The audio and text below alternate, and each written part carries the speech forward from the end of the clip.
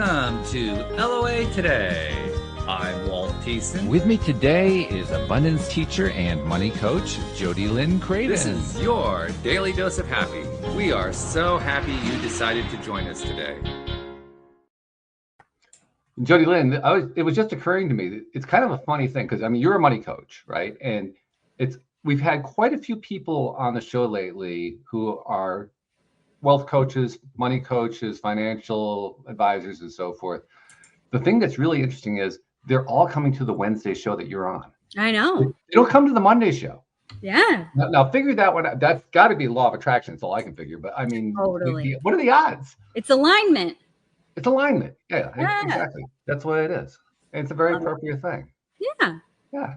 So we're going to dive in a little bit more today with particularly with wealth-related stuff with our guest, Therese Nicklas, who's joining us from the Boston area. I didn't say that right. It's the Boston area, excuse me. No, you did fine. You did great. Yeah, you're supposed to drop all your R's when you're in Boston. They basically removed R from the alphabet about 150 years ago, and it's been gone ever since.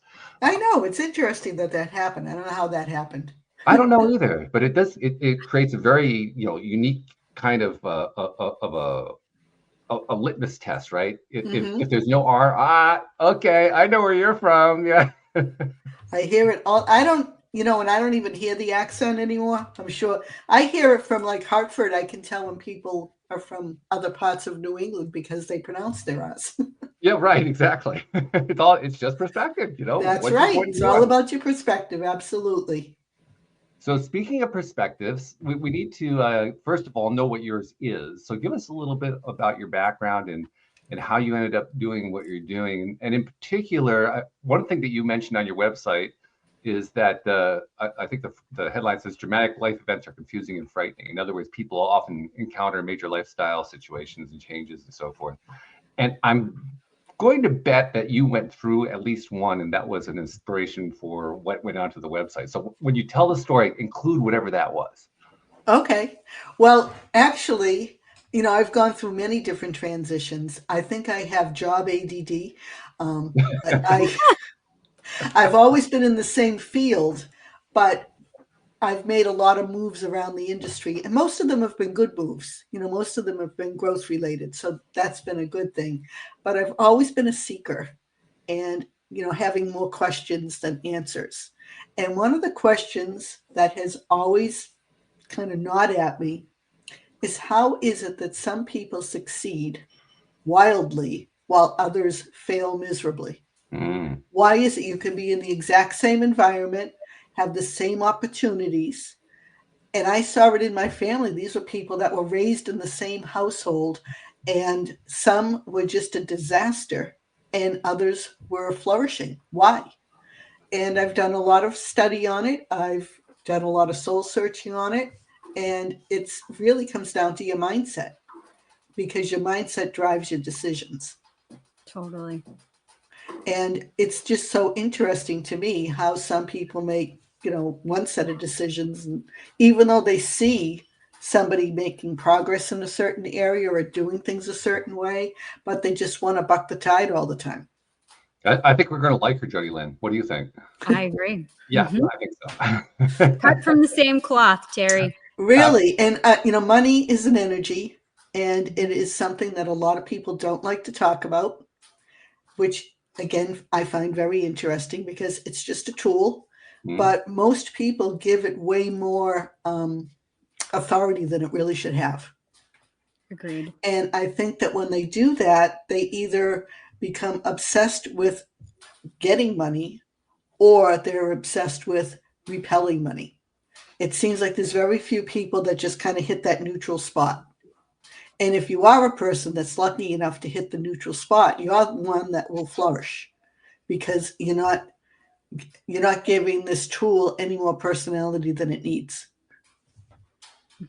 I always find it fascinating that so many people who are very successful pay so little attention to money.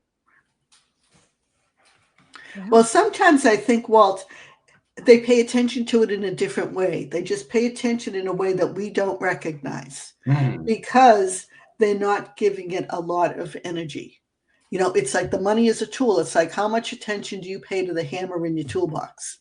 But when you need it, you know it's there.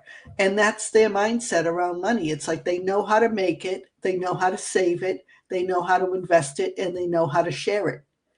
And to them, it's just a tool. So what were some of the trials and tribulations you went through that helped inform your understanding and help you come to some decisions about what the real reasons were, why some people were successful and other people not so successful?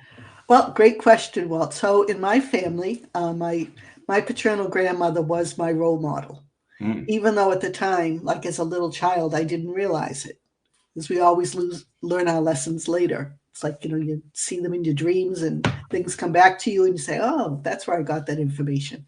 But my grandmother and grandparents and my father, they moved here, immigrated from Sicily in the late 1920s.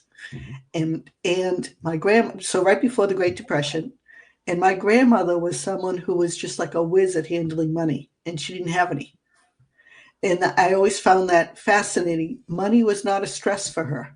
And I'm talking Great Depression, where people were, in dire straits. And she never worried about it because she had confidence that she would always be able to provide more than enough. Now, I'm not talking millions of dollars more than enough, but it was always like enough more that she could share. And she always had money for charity. That was her way of showing gratitude.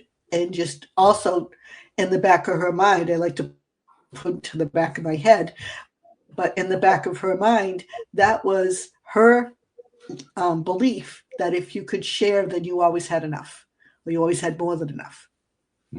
And she had 4 children, and only one of her children really followed her lessons. And what was fascinating to me is 3 of the 4 were all in the exact same industry. Really? So they all had the same business, grew up in the same household, both parents the same, everything. And only one listened to her lessons. The others wanted to go in a different direction. That was their decision. Those were their choices. One of my uncles was a get-rich-quick guy. I mean, he was always looking for some sort of a scheme to get rich quick. And the other, it was just, no matter how much money he had, it was never enough. And I equate him to the person that's like the glutton at the all-you-can-eat buffet. No matter how much is before you, it's never enough. Yeah. And again, those were their decisions. Why they made those decisions, I have no idea. But the one that followed the lessons is still alive. He's 95 years old, and he's still enjoying his lifestyle. I mean, he has his aches and pains and things like that, but, he doesn't worry about money. And it's not like we're talking millions of dollars, but he knows that what he has is going to sustain him. Yeah, that makes a huge difference. And he's very content with that, which is wonderful. I saw him just a couple weeks ago. I went to visit him, and he said to me, he said, it really bothers me that my brothers didn't listen to me. They made fun of him. Oh, Charlie, he's got his last buck. He's got the first buck he ever made. He might, I don't know. But all I know is, he's got the last laugh right now, which is interesting. Yeah. So that was one experience that I had, just witnessing that. But the other thing that was really compelling for me was seeing how many women were so dependent on their husbands for their survival, and they didn't understand how to run a household, like really how to manage money. They might have known how to pay bills and do things like that, but they really didn't have the full picture. And in many cases, it was a power struggle between the two of them, the husband and the wife. And it was, the person who made the money made the rules, and the other person just had to go along. And, I saw people that I had one relative who lived in an abusive relationship because she was afraid, because she didn't have any way of making a living. And then eventually she did get out of it, but she always struggled financially. It was always a real struggle for her. She didn't even have a high school diploma. So for her to have to go out and try to find a job, and jobs were limited enough for women back then, never mind when you didn't even have a high school diploma. And I saw that, and I think there was just a lot of information that I must have absorbed over the years, and it stuck with me. And then when I got to a point where someone had said to me, gee, you probably would make a good financial planner. This was back when financial planning was fairly new. I didn't even know what it was. And, and so I, did some research, and, one thing led to another. I ended up getting the CFP certification. And I found that there was a really important way that you could really help people, not just, and it wasn't just about investments. I've never been one that's just about investments, but it's really about understanding how money works, understanding the basics, your cash flow, and the messages that you give to yourself. What is the information that you tell yourself? What are the stories you're telling yourself? And if you're constantly telling yourself, I live paycheck to paycheck, well, that becomes your reality. And how do you change that? The only way you change that is you have to rewrite that MP3 player that's going on in your head, what I call the itty bitty committee. You have to tell it different stories, but that you have to make them real. And the way that you make them real is different behavior. So, for example, something really in this, when I tell people this, Walt, Jodie, Lynn, believe me, they think I'm crazy, but it works.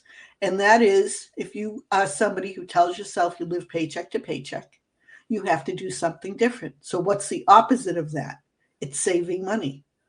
It's putting some money in a savings account on a regular basis. Like every paycheck, some money goes to a savings account. It doesn't matter how much. It's not a number. It's a habit. So even if it's $10 a week, or whenever you get paid, have a certain amount of money moved to a savings account on a regular basis.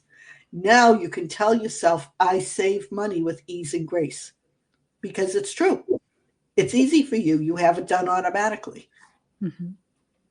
Jodie Lynn, I'm watching you intently as you watch Jerry talk, and I can practically hear what's going on in your head. Share with the audience what's going on.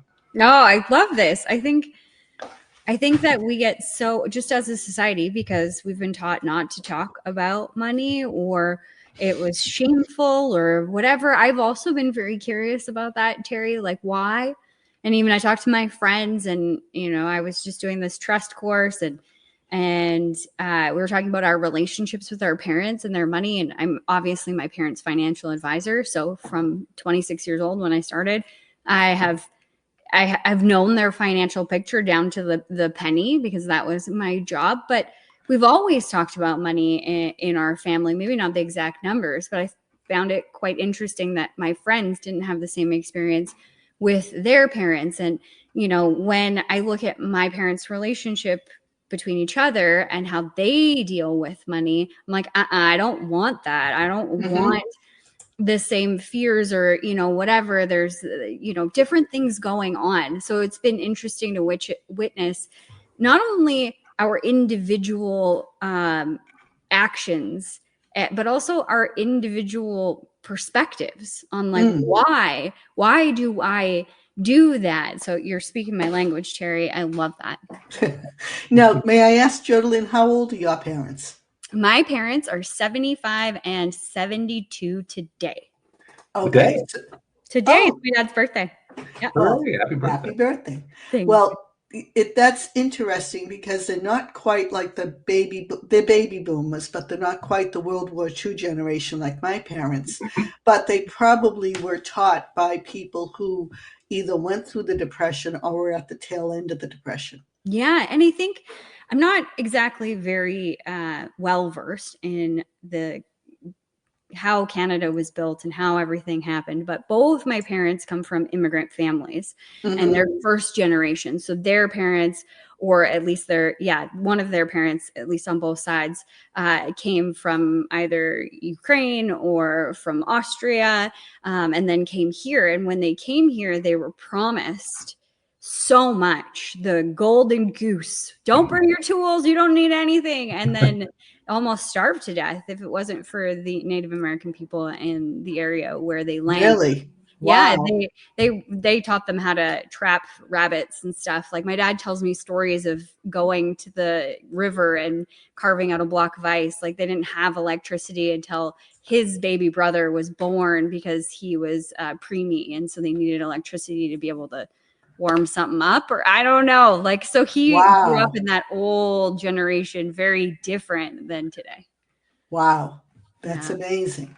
Mhm. So do you have Native American blood, or your blood is all from Europe? No, Europe.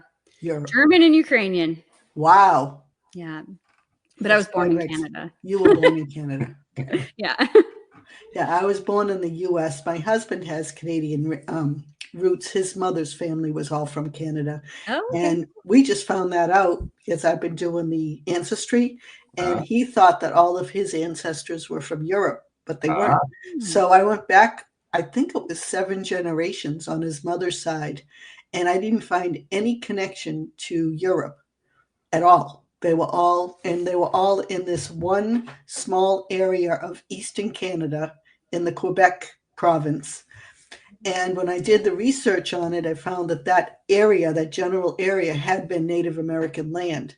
And I'm Oh, trying to get more information, but it's really hard to find. it is. Yeah. Very difficult.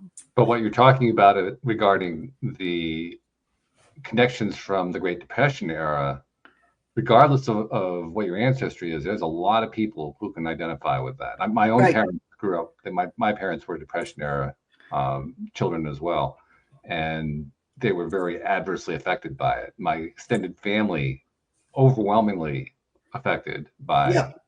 it, and didn't have that. You talked about the mindset. Mhm. My family didn't have that mindset, and it showed in the results. Mhm. That is an interesting thing because it's interesting to me anyway. I'm not sure if it's interesting to everybody, but it's certainly interesting to me because I am one of the few in my family who decided to become an entrepreneur. Mhm. And among those who did decide to become entrepreneurs in my family, they all did poorly. Some of them actually became quasi-criminal. And Really? Wow. my grandfather was a slumlord. My uncle was basically in every little get rich quick con game you could think of. Yeah. And when you have that kind of a background, I mean, I certainly didn't know this. I didn't think about this when I decided to become an entrepreneur. But it turns out that because of that background, I didn't really have any kind of models to follow. Mhm. Yeah. I had to kind of make it up as I was going along. Whereas anytime I've talked with somebody who has models to fall back on, like family who are entrepreneurial, that sort of thing, it's amazing. Shouldn't be amazing, but to me, it is amazing how consistently they themselves are often very successful because they have the model to follow. Right. Sure.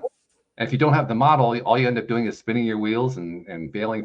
And maybe you actually achieve success one day. It's like, oh my God, where did that come from? The 10-year overnight success. Yeah, exactly. Right. In my case, more than 10 years, but I get the point. Yes. Yeah.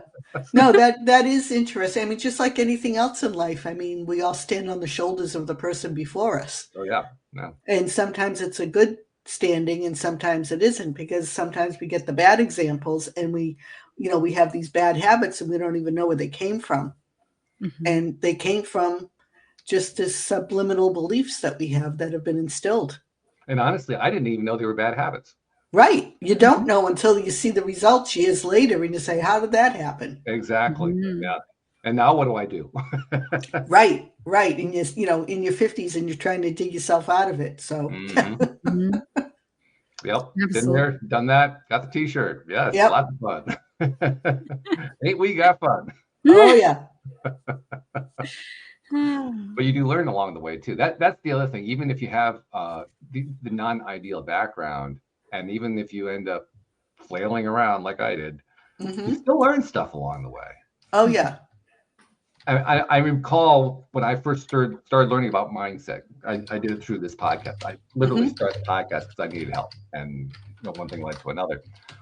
When I first started learning how mindset, not only how it works and how shifting it works, but also what kinds of results you get out of it, that was a game changer from a mental point of view. It didn't show up physically for quite some time, but mentally,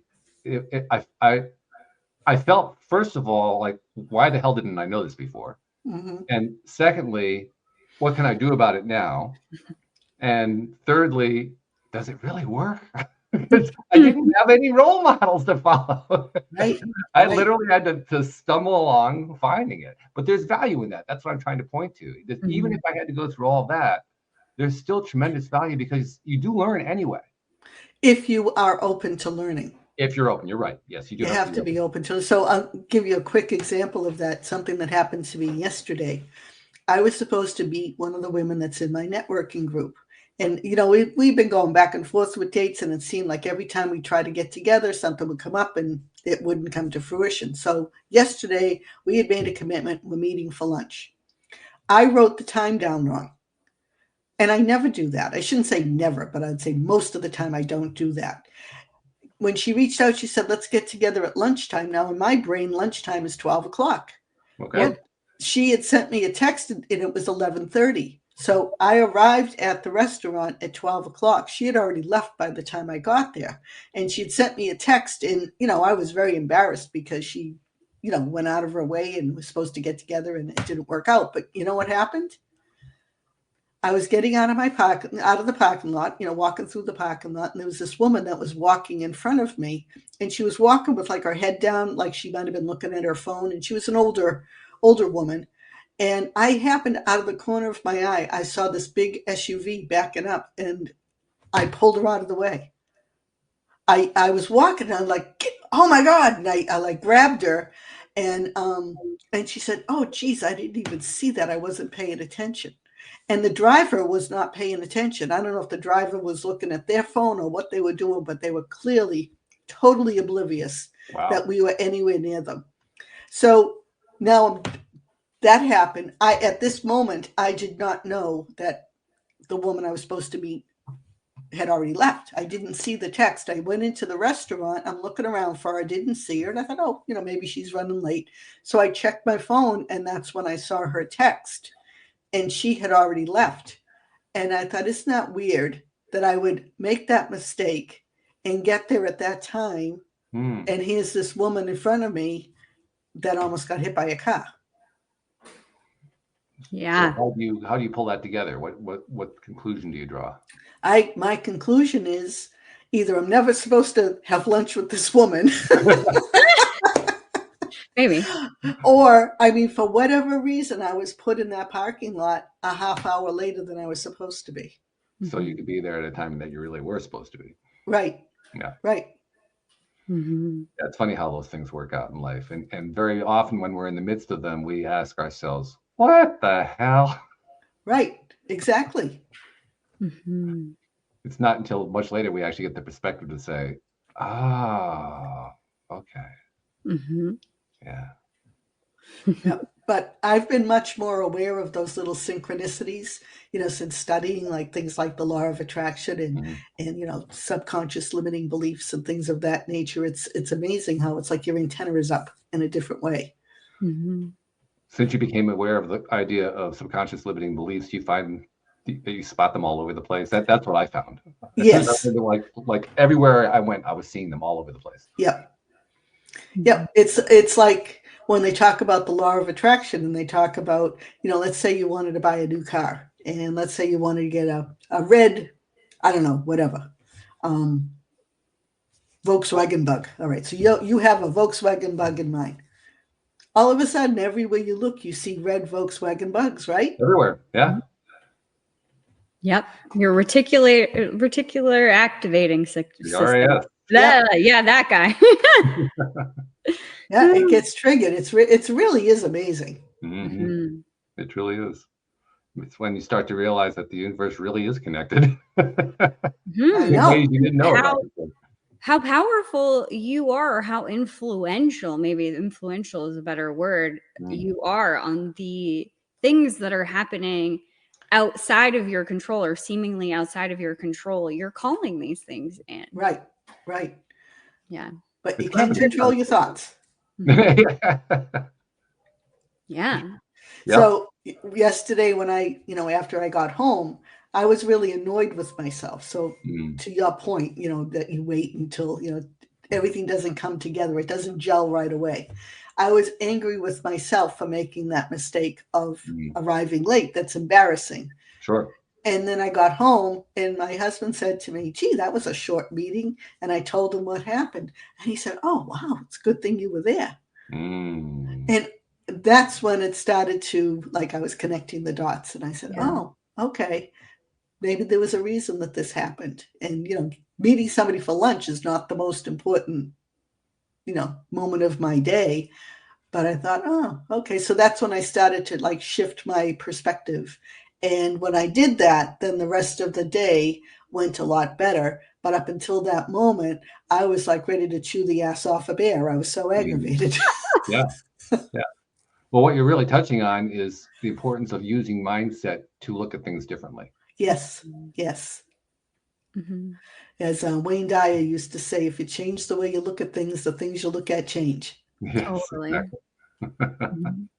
And in often very dramatic ways, too. Mm-hmm. Yes. Yes. That's very true. So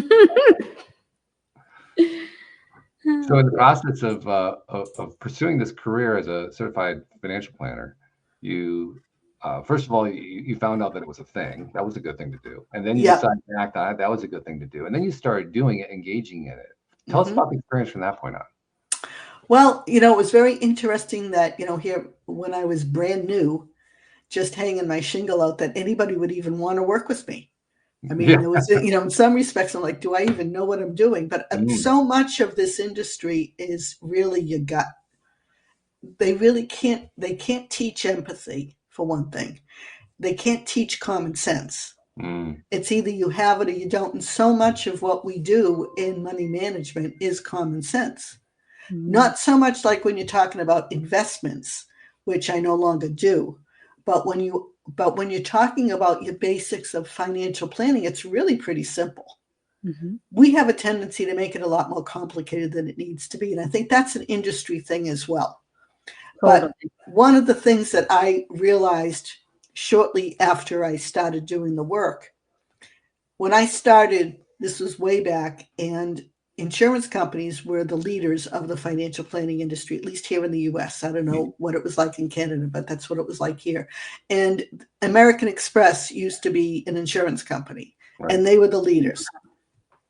And then they became like all different derivatives of themselves. But when they wrote a financial plan, all of the software was really geared toward telling people they needed some form of insurance. Like insurance was going to solve all your problems, whether it was an annuity, it was life insurance, it was long-term care, whatever it was, insurance was the path. That was the glide path towards financial security. Mm-hmm.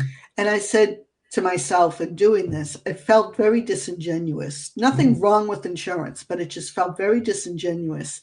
And I thought, this is a great tool and we're really not using it properly. So I started not only doing my own research, but that's when I found like the Money Coaching Institute, and I became certified as a money coach. And I thought there's so much more to financial planning than financial planning. And I revamped my process, the way that I worked with clients, to a coaching model, where instead of just giving them a plan, I would write the plan, but then I would coach them through every segment of the plan so that the plan got implemented. Mm-hmm. And along the way, I incorporated money coaching so that they not only knew what they needed to do, now they had the willpower to do it. And I saw that it made a huge difference in people's lives because I could really get into their blocks. Like, what were the things that were standing between them and success? And it was usually mindset things. And if I could talk to them about that and help them change their mind, basically, they changed their results. Mm-hmm. I'm watching Jodie Lynn again, and she's going like, life insurance, yes, check. No, not really appropriate, check. Yes, need a new mindset, yes, check. Become a money coach, check. I mean, she's just going down your checklist. Absolutely.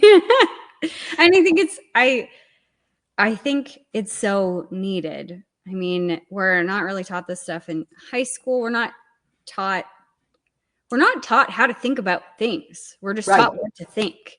Exactly. And then if we've learned about money from a inferior place or a place of scarcity, like that's exactly how you're gonna think about things. Right. And or a place of fear. a place of fear. Yeah, absolutely. Yep. For me, I was always chasing money because I thought that it would finally make me worthy.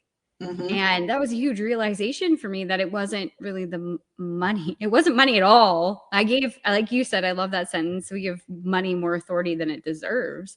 And that's 100% true. Mhm. And I think taking that step back and looking with a financial advisor.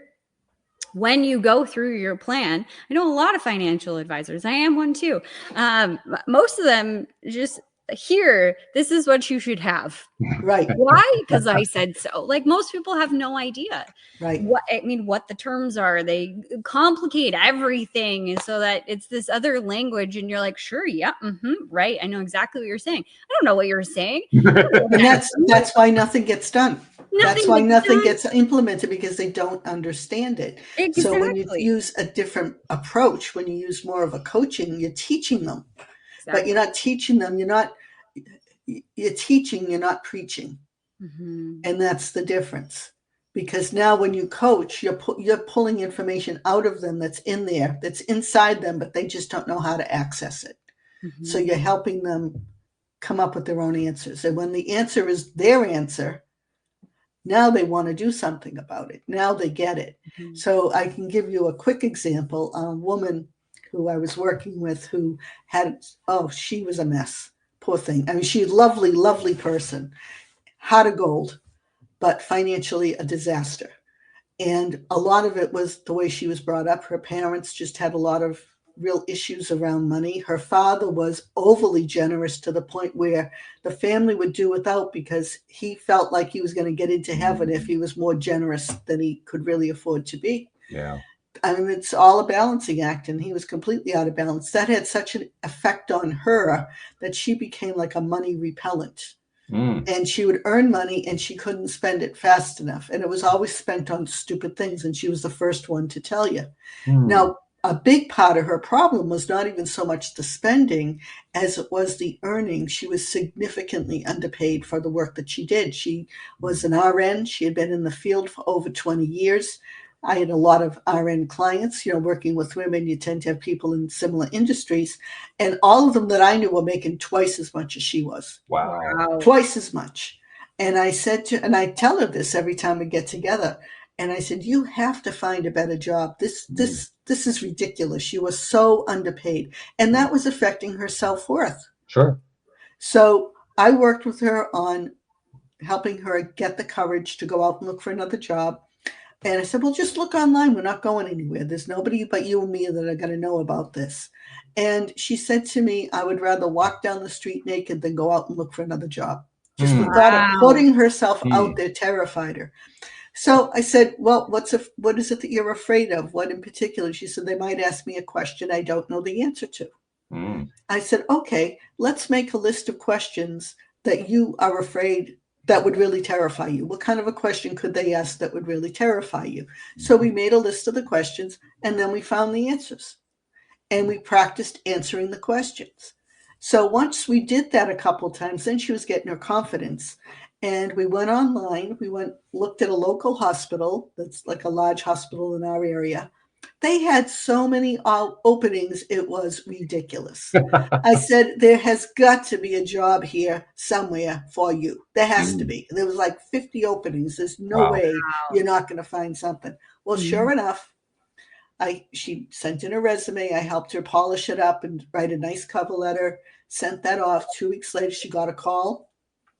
They wanted her to interview. So now she's freaking out. I said, don't worry about it. We've got this. We went through the whole process. We practiced. She went to the interview and she was in a room with 6 other people. So her and 6 people asking her questions. And they kind of went round robin asking her a question. And she said to me, nearly every question they asked was on the list that we had practiced. Wow. Yeah. So she, as they're asking the questions, it was like a conversation because she had practiced. It's all being prepared. So she came out of the interview and she called me from the parking lot and she was all excited. And she said, you're not going to believe it. And I said, they asked you all the questions. She said, how did you know? I know, the law of attraction, what you bring, that you brought that on yourself because you had that in the back of your mind. You were practicing. Well, long and the short of it is she did get the job. She doubled her income right away. Wow. A year later, she got a raise. And now when she got a raise, first she doubled her gross income, then she doubled her net income. because her benefits, she had much better benefits, but some of them she had to pay for. So when she got the raise, now her net income was twice as high as her previous job, and she had better benefits. Wow. Fantastic. Yeah. Yep. What a lovely But story. that's all like mindset, getting Yeah. her to change her mind that going out for a job is scary. You know, And it's a what's great the worst that example of what you have happens? to do in order to change the mindset. Right. I mean, You have to you work really at it. take steps. Yeah. You have to stay, you do. It's not a magic wand and a bolt, you know, magic bullet. You have to do the work. You have to, you know, it's building a muscle. You go to the gym, you lift weights, you build a muscle. This is, you're building your mental muscles by doing this work, and it pays off. But by And the flip side of it is that it actually, like you say, it actually works. It really does pay off. Right. It isn't something where you're just going to be spinning your wheels, wasting your time, doing this crazy mindset switching thing. Right. I mean, there may be tweaks along the way. You might be, you know, switching your mindset in one direction. You find you have to pivot a little bit. That's okay. Mm-hmm. But you can't stay where you are because it's not working. And you just look at your results. You know, look at your results. What are your results? If your results aren't satisfactory, then you have to do things differently. That's all there is to it. And I hear, well, if I knew what to do, I'd be doing it. Well, let's figure that out. That's why you need a coach. That's why you need that help, because very often we can't figure it out because we have blind spots. Mm-hmm. And you invest a little bit into somebody, another professional. Sometimes it only takes a couple of months, you know, when they can get you on a good course. Sometimes it takes longer, but it shortens your learning curve. And once people do this, and I'm sure, Jodie, you've seen it too, they're like, why didn't I do this sooner? I have never once had somebody say to me, I wish I waited. I haven't. I mean, it's just like, you know, people that end up buying the life insurance and, you know, their loved one dies and you hand them the check. I've never had someone say that's too much money. Yeah, that's true. It's never happened. Never happens. Doesn't happen. So, you know, for anyone, when they start doing something, yeah, there's work involved and there's struggle involved, but that's growth. That's part of growth. Just like a plant coming through the soil, it doesn't just spring through. It has to work its way through. You know, it's the same kind of a thing. It's just, but make the decision, take that first step, get the help you need, because you're going to be better off in a less time. Why struggle and keep torturing yourself? Life's too short. Mm-hmm. Jodie Lynn, I keep coming back to you because I feel like you're the one who should be having this conversation. You guys are so much on the same wavelength of the same thing. And I almost feel like the interloper here, to be honest. I love it. Well, I do have a question from your perspective, Terry. How often do you find that people are completely delusional with what's going on with their money? I'd say at least 75% of the time. Yeah. Amazing. What do you give us some examples of how people are delusional? Well, they will make remarks like, oh, I don't need that much money. Or, you know, they just talk themselves into failure. Totally. They talk themselves into it's okay to fail. Yeah. And if they think they want more or they feel like they're entitled to more, then they feel guilty, like there's something wrong with me. And, you know, there's just a struggle that goes on in their head, and they're constantly trying to talk themselves out. And I think part of it is they're afraid of all the work that's involved. Mm. So some people get in their head that, oh, let's say you earn $100,000 and you want to earn 200, that you're going to have to work twice as hard. Not necessarily. You might just have to, you know, get that better job, or, you know, be a little more efficient, or just get a little more training.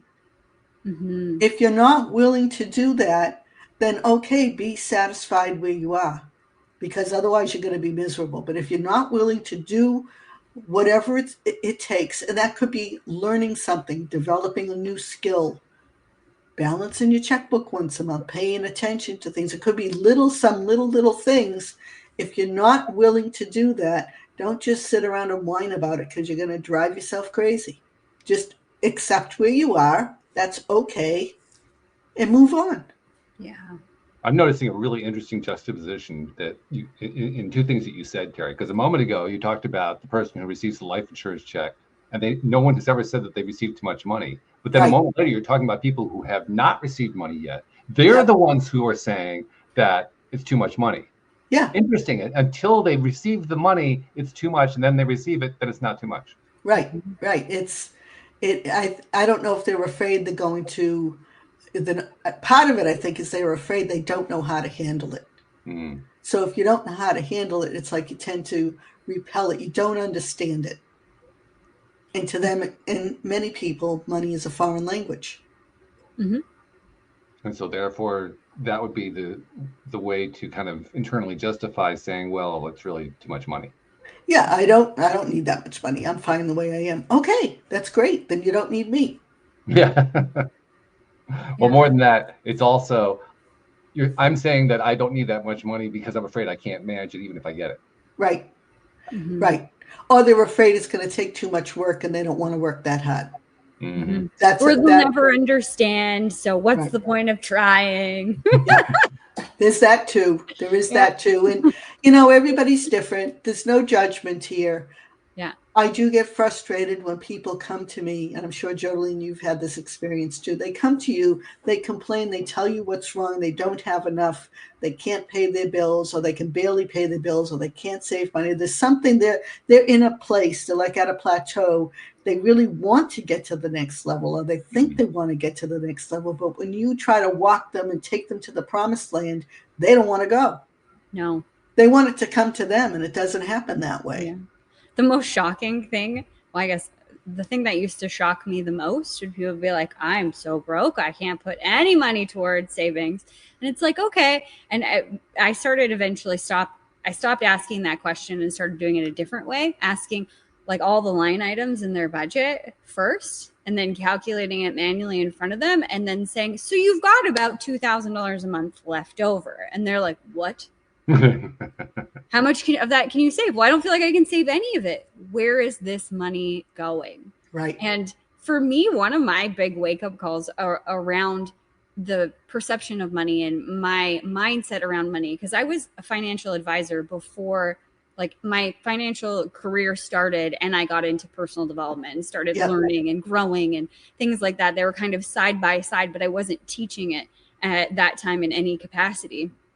And I remember when I started to, I'm a channeler, so I'm very spiritual, and I started to get these downloads on different things because I just kept running into the same money blocks. I went to lots of different courses, read lots of books about money blocks.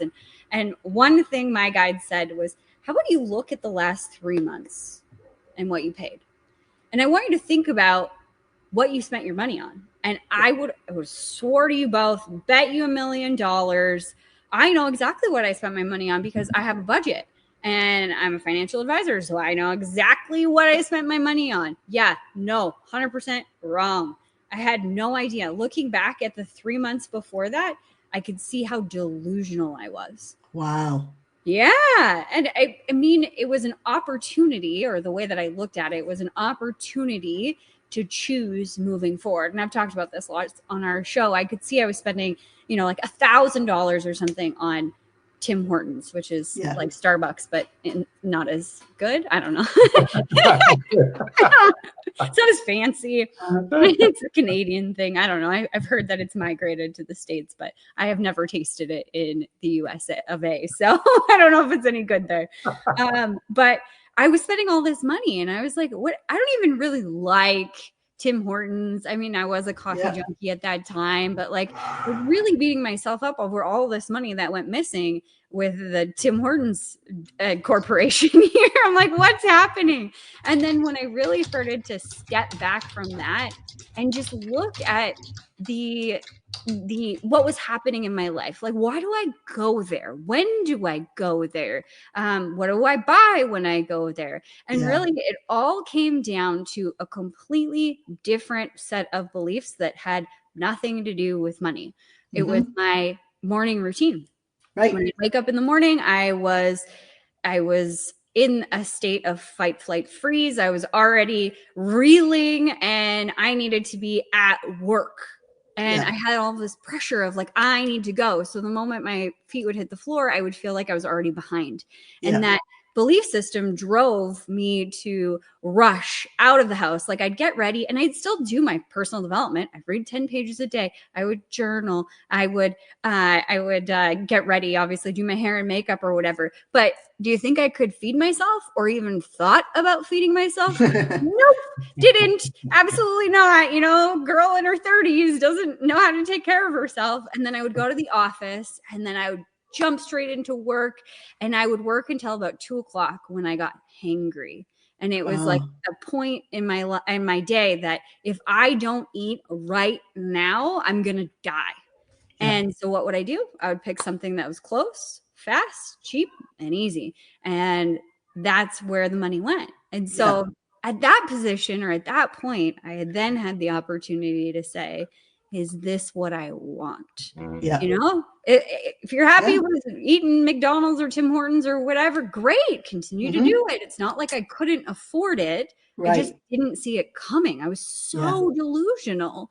So then I could choose it. No, I don't want to fuel my body like this. I don't want to treat myself like this. This is a bad thought process. So really diving into, why do I feel like I'm behind? Why am I pushing myself to this edge? Why do I feel like I'm the last person that needs taking care of? And like that changed everything for me. Yeah, sure.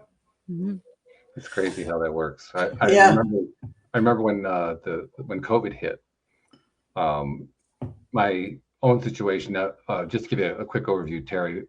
I started this podcast in 2012 because my business crashed in 2008, and I never really successfully recovered. And I needed help, and so the podcast became a way to learn how to recover. But by the time the COVID epidemic hit, I had been trying to pay down all the debt that had accumulated during that time, and made some progress, but not as much progress as I would have hoped by then. And then in the midst of the first year of the pandemic, when income was drastically slashed, an amazing thing happened. I paid off the debt. And I said, how did I do that? Wow, that's amazing. How did you do it? And I had to really think. Now, I keep pretty copious records. I record everything. So I had my entire financial record. So I went through the whole thing trying to figure out what happened. And I was looking. And then finally I realized what it was. We couldn't go anywhere. We couldn't go to restaurants. That's right. That's right. And that's where the money came from to pay off the debt. It was always there. You just didn't even realize it. Yeah. It took a pandemic to tell me where it was. Yeah. That's amazing. Yeah. Oh, and despite the fact that the income was significantly reduced, it still was there. Mm-hmm. That's the part that blew my mind. Mm-hmm. Yeah. With the reduction in income, there was still plenty of money left over to pay down debt. Yeah. Mm-hmm. Crazy. Yeah. But that's like, Walt, that's so juicy, because that's a place where you can expand. Like I thought, like, I'm just going to rattle things and they may or may not be true, but like, let's just pretend. Maybe at that time you had thought, like, at the wage that you were at full capacity or the income that you were making, this isn't enough. And then absolutely. It goes down to half and you pay off your debt. And then you have this huge realization that there's more than enough at half. Mm-hmm. And like keeping on with that same line, like how exciting is that you know, all of a sudden just shifting your perspective. I know things changed, but you guys stopped eating out, so there was a perspective shift there, or a line of thinking shift, because you could still get like Uber Eats and like things like that, so you could still have takeout. You just chose not to do it because you weren't going out, so you made this one seemingly insignificant choice that was like, bam, change your entire world, and now can change the complete trajectory. Because as you have more money coming in, look at how much of an overflow there is. Right. And it's a great point that you're making, but I also want to make the point that goes with it on the flip side, which is if you have a long history of the other stuff, the stuff that says that everything is always in short supply, even when you have an event like that, you can still end up maintaining the old mindset, which I did for quite some time. Yeah. Even after, a couple of years after that really hardcore period in the pandemic, I still found myself in situations where I was saying, there's just not enough money. Yeah. Now, 2 years before, I had that experience. But was I thinking about that at the moment that I was saying that there wasn't enough money? No. You need a billboard or something to remind Kind you. of do. Yeah, you have to have some way to just put it out front so you can see it. Oh, yeah, that's right. I forgot. Yeah, like Terry said, it's a practice and it's a muscle that you're building. And I don't think it ever ends. There's never a time where we will be fully discovered to ourselves. Right. And I think that's an important lesson for all of us, is that we continue to grow and we continue to change and we continue to see the world differently. And we can have massive influence over our trajectory, over our current reality, if we're choosing to see what's going on and interact with it and choose a new perspective to move forward with. That's why they call it evolution. Yeah. Evolution doesn't happen instantly. It happens in little incremental steps. Yeah. But before you know it, you've evolved to the top of the mountaintop. It's beautiful up here. Wow. It's so gorgeous. Absolutely. I think Terry's got to get going right away here. Yeah, I believe she does. So Terry, we got to ask you a couple things. First of all, for somebody who wants to learn more about you and find out how to reach you and so forth, how do they do that? Well, the best way is through my website, Walt, and that's wealthcoachforwomen.com. I did provide the links in the little chat room here. I also have one of those Linktree contact pages so they can get everything that they ever wanted to know about me off of that. I do have a gift for your listeners, and that's wealthcoachforwomen.com/pod, POD. So that's a toolkit that I've put together for wealth building. They can help themselves to that. And I also have a great tool that I created that is what I call the ultimate transition checklist. So for anybody that is at a place in their life where they feel like they've climbed the ladder to success, they've looked around and they don't like the view anymore, or they're thinking of launching a business, they're in a business and it's kind of stale and they want to grow in a different way, I put together a checklist to kind of help them navigate where it is that they are right now and where they might want to be. And that link is wealthcoachforwomen.com/UTC. All right. Beautiful. I love that. So lots of little goodies here. All right. Second, we also have two other things that we like to do at the end of each show. First of all, I like to go to Jodie Lynn and have her kind of tie the whole thing together because she's really, really good at it. So Jodie Lynn, you're thinking about it, I know. How do you tie today's show together? This is going to be easy because this is like right here. Right? I almost blew the top off of it talking about evolution. I just get so excited and then I get into the moment and things just fly out of my mouth. But I just want to say thank you, Terry, because it's so heartwarming to see people like you in the financial industry. Thank you. You're welcome. This is such an important topic. And, I've already said it once and, you said it already, and I'm going to say it again, because I think it's important. We give so much authority to money and we give it so much control and power to money. And it's literally a tool.